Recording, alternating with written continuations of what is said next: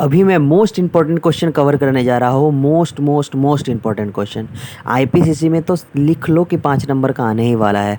और फाइनल में, जहाँ तक फाइनल की बात है, तो वहाँ पे भी ये आ सकता है, नो डाउट।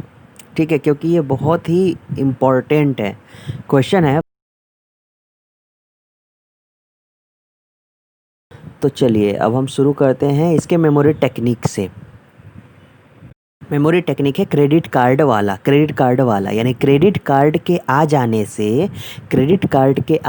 से लोगों का जीवन मतलब गोइंग कंसर्न। क्रेडिट कार्ड के आ जाने से लोगों का जीवन आसानी से चलता है, लेकिन क्रेडिट कार्ड को लेने के लिए हमको फाइनेंशियल्स डॉक्यूमेंट को इंडिकेट करना पड़ता है। यानी हम देते हैं ना भैया, अपना इनकम टैक्स का रिटर्न देते हैं तो फाइनेंशियल्स ही तो है, ये बैलेंस शीट देते हैं तो फाइनेंशियल्स ही तो हैं। इस क्वेश्चन के आंसर में टोटल 11 पॉइंट्स हैं, 11 पॉइंट है। अब वो 11 पॉइंट क्या क्या है वो मैं बता देता हूँ आपको। पहला पॉइंट है नेट करेंट लाइबिलिटी पोजीशन। दूसरा पॉइंट है excessive reliance of short term borrowing to financial long term assets. Negative operating cash flow. उसके बाद है inability to comply with the term of loan agreement. फिर है change from credit to cash on delivery. फिर है adverse key financial ratio. उसके बाद है inability to pay trade payables on due dates. उसके बाद है एरियर और डिसकंटिन्यूएंस ऑफ डिविडेंड। उसके बाद है सब्सटेंशियल ऑपरेटिंग लॉसेस। फिर है withdrawals of financial support by trade payables. और उसके बाद है inability to obtain financing for essential new products. ठीक है, ये टोटल पॉइंट्स है। क्रेडिट कार्ड से रिलेटेड जो भी कहानी है उस क्रेडिट कार्ड के इर्द गिर्द छोटी मोटी कहानी अभी मैं बताने जा रहा हूँ। उससे आपका एक एक पॉइंट 11 पॉइंट कवर हो जाएगा और 11 का 11 आप छाप के चले आओगे एग्ज़ाम में। ठीक है, तो इसको ध्यान से सुनिएगा। पहला पॉइंट शुरू करता हूँ मैं। तो क्रेडिट कार्ड अप्लाई करने के वक्त नेट करेंट लाइबिलिटी का पोजीशन देखा जाता है। यानी जो बैंक आपको क्रेडिट कार्ड देती है वो पहले क्या देखती है, आपका नेट करेंट लाइबिलिटी का पोजीशन देखती है कि क्या आपके पास पहले से कोई लोन वगैरह चल रहा है। तो फर्स्ट पॉइंट क्या हो गया, नेट करेंट लाइबिलिटी पोजीशन।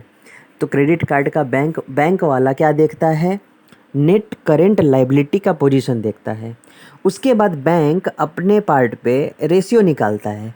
अगर वो हमारा रेशियो निकालेगा फाइनेंसेस देख करके, अगर रेशियो हमारा एडवर्स फाइनेंशियल रेशियो है, अगर हमारा रेशियो एडवर्स फाइनेंशियल रेशियो है तो क्रेडिट कार्ड इशू नहीं करेगा। तो पहले तो हम क्या दिखाएंगे, नेट करेंट लाइबिलिटी का पोजीशन दिखाएंगे। इसके बाद बैंक हमारा एडवर्स फाइनेंशियल रेशियो निकालेगा। अगर एडवर्स फाइनेंशियल रेशियो आ गया तो वो नहीं इशू करता है। ठीक, उसके बाद मेरे पास जब क्रेडिट कार्ड नहीं था उससे पहले जब हम ऑनलाइन ऑर्डर करते थे तो क्या करते थे, ऑनलाइन ऑर्डर जब भी हम करते थे तो चेंज क्रेडिट परचेज को कैश ऑन डिलीवरी कर लेते थे। पहले हम क्या करते थे, चेंज क्रेडिट परचेज को कैश ऑन डिलीवरी कर लेते थे। ये 3 पॉइंट हो गया। फोर्थ पॉइंट में आइए। लेकिन अब हम लोग क्या करते हैं, एक्सेसिव रिलायंस हो जाता है हमको। अब हम लोग एक्सेसिव रिलायंस करते हैं on short term borrowing to long term assets. यानी हम लोग ये क्रेडिट कार्ड जो है हमारा तो शॉर्ट टर्म बोरोइंग ही है ना, तो शॉर्ट टर्म बोरोइंग से हम लॉन्ग टर्म एसेट्स परचेज कर लेते हैं। यानी हमारा एक्सेसिव रिलायंस हो गया of short term borrowings to long term assets. ठीक, लेकिन अचानक क्या होता है, बहुत दुखद घटना हो जाती है। अचानक सब्सटेंशियल लॉस हो जाता है, अचानक सब्सटेंशियल ऑपरेटिंग लॉस हो जाता है हमारे बिजनेस में। क्रेडिट कार्ड लेने के बाद अचानक से सब्सटेंशियल ऑपरेटिंग लॉस हो जाता है। तो जब सब्सटेंशियल ऑपरेटिंग लॉस हो जाएगा तो हमारा कैश कहाँ जाएगा, हमारा कैश हो जाएगा हमारे बिजनेस में निगेटिव ऑपरेटिंग कैश फ्लो होने लग जाएगा। जब हमारे बिजनेस में सब्सटेंशियल ऑपरेटिंग लॉस हो गया तो कैश फ्लो भी निगेटिव हो जाएगा ना, निगेटिव ऑपरेटिंग कैश फ्लो होने लग गया। ठीक, इस वजह से जो क्रेडिट कार्ड का ड्यू डेट होता है उस ड्यू डेट पे हम उसको पेमेंट नहीं कर पा रहे हैं। यानी inability to pay trade payables on due date. Inability to pay trade payables on due date. अब जब ड्यू डेट पर पेमेंट नहीं करोगे तो इसका क्या मतलब है? आपने लोन एग्रीमेंट कंप्लाई नहीं किया, that means inability to comply with loan agreement. अगर आपने ड्यू डेट पे पेमेंट नहीं किया तो लोन एग्रीमेंट को कंप्लाई नहीं किया ना, तो इसका मतलब है inability to comply with loan agreement. अब इसके आगे चलो, अगर आप लोन एग्रीमेंट कंप्लाई नहीं करोगे तो क्या आपको वो क्रेडिट कार्ड वाला बैंक जो है वो आपको सपोर्ट करेगा, फाइनेंशियल सपोर्ट करेगा? नहीं करेगा ना।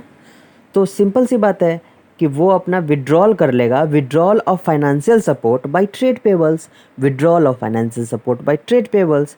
इतना कुछ करने के बाद अगर आप न्यू प्रोडक्ट परचेज करना चाहोगे उसी क्रेडिट कार्ड से तो क्या होगा? बिल्कुल भी नहीं होगा। तो बस नहीं होगा तो अब इसमें भी इनएबिलिटी हो गया, inability to obtain financing for essential new products.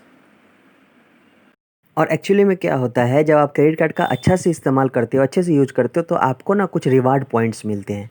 लेकिन अगर इतना सारा अगर आपने गलत सलत चीज़ किया है, यानी एग्रीमेंट लोन एग्रीमेंट कंप्लाई नहीं किया है या फिर ड्यू डेट पे पेमेंट नहीं किया है, तो क्या आपको रिवार्ड्स पॉइंट मिलेंगे? नहीं मिलेंगे। तो एरियर्स और discontinuation of dividend, rewards point मतलब डिविडेंड, तो एरियर्स और डिसकंटिन्यूएंस ऑफ डिविडेंड, यानी आपको डिविडेंड नहीं मिलेंगे, एरियर हो जाएगा और डिसकंटिन्यूएंस हो जाएगा अब डिविडेंड में। तो एरियर्स और डिसकंटिन्यूएंस ऑफ डिविडेंड, यहाँ आपका पूरा 11 पॉइंट होता है समाप्त। ठीक है, चलिए इसको पूरा दोबारा से सुनिए और उसके बाद याद कर लीजिए।